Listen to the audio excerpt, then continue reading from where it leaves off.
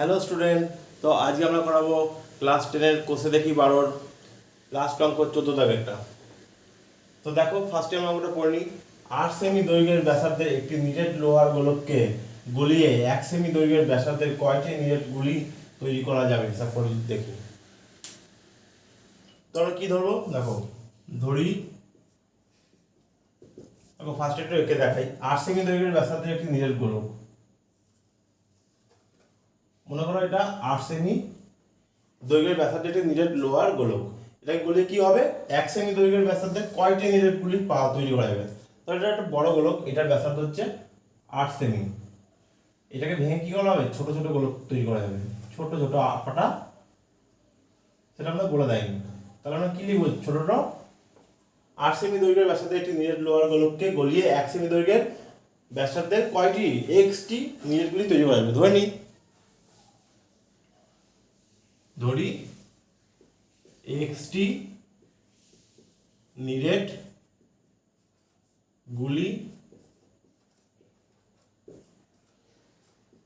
তৈরি করা যাবে, ঠিক তো? তাহলে দেখো, 8 সেমি দৈর্ঘ্যের ব্যাসার্ধে একটি নিরেট লোহার গোলককে গলিয়ে, মানে কি এটার আয়তন কি কিসের সমান হবে, এই এক্সটা কি 1 সেমি দৈর্ঘ্যের ব্যাসার্ধের গুলির আয়তনের সমান হবে। তাই এই 8 সেমি দৈর্ঘ্যের ব্যাসার্ধের গোলকটাকে গলেই তো এই নিরেট গুলিগুলো তৈরি করা হচ্ছে। তাহলে এই 8 সেমি দৈর্ঘ্যের ব্যাসার্ধের লোহার গোলকের যেটা আয়তন, সেটা এই এক্স গুণিত কি হবে, 1 সেমি দৈর্ঘ্যের যে কটা গুলি তৈরি হবে সেই কটা গুলির আয়তনের সমান হবে। তাহলে শর্তানুসারে কি লেখা যাবে, শর্তানুসারে গোলকের আয়তনের সূত্র আমরা কি জানি, 4/3 পাই আর কিউ সমান কি এক্স টি বলেছে, এক্স গুণিত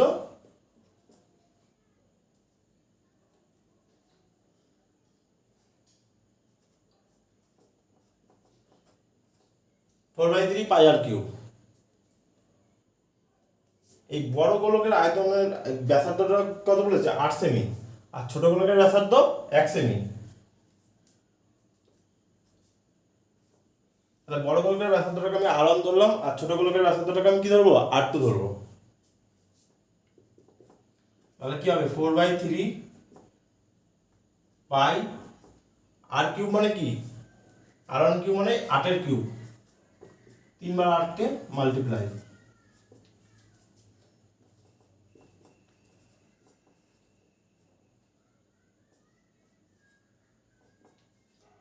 আর R2 কিউব মানে কি 1 এর কিউব, মানে 1 গুণিত 1 গুণিত 1। দেখো এদিকেও 4/3 পাই কাটা যাচ্ছে, এদিকেও 4/3 পাই কাটা যাচ্ছে। এখানে কি থাকবে, খালি 1 থাকছে, 1 ইন্টু এক্স মানে এক্স। 8 এর কিউব মানে কি 8 এর 64, 64 আর 8 কত, 512।